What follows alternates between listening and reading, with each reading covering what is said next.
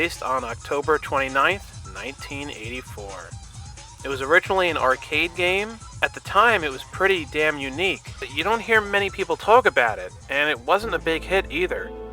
You know, Pac-Man was a huge hit, and so was Ms. Pac-Man, but I don't know what was going on in 1984. I think it was just a new idea. Super Mario Bros. Was released 1 year after this game.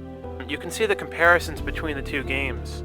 You know, Mario is known as the first platformer superstar, but really it was actually Pac-Man. Pac-Man beat Mario by at least a year. They're very similar. There's probably some inspiration from this game when it came to making Super Mario Bros.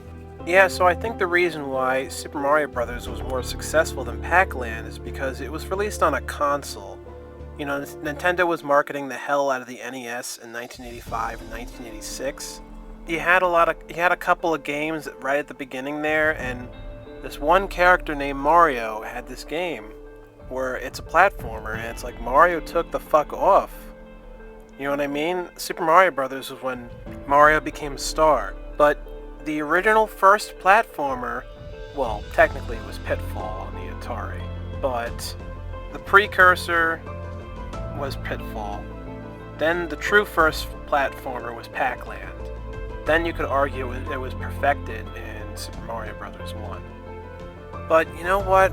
I gotta say, if the situation was reversed, and Super Mario Bros. Was released only in the arcade, and Pac-Land came out in the NES on a console, and it was like people would grow up with playing Pac-Land.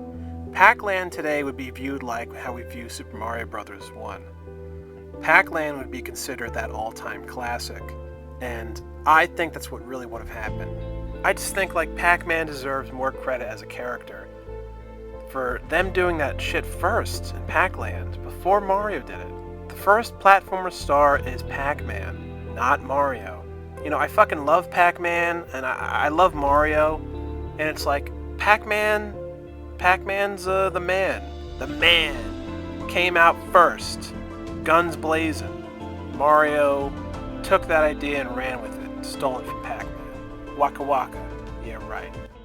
It was almost as if people just, like the original first Pac-Man arcade game was too popular for its own good. The public just didn't view Pac-Man as a character with arms and legs.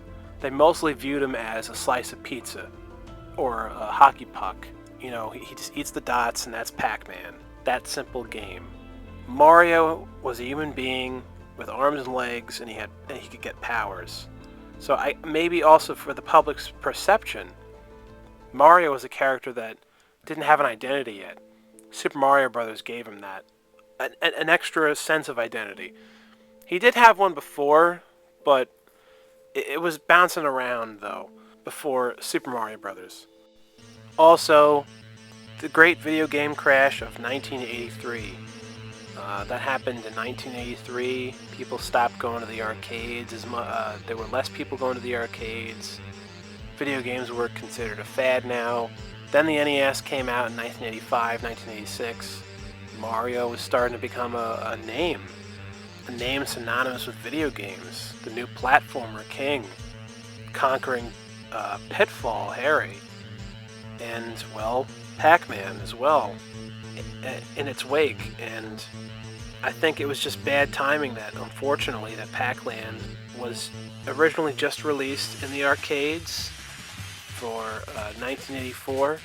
I think that's also the reason why the game wasn't a big hit. It's unfortunate with the circumstances because Pac-Man fucking did it first, damn it.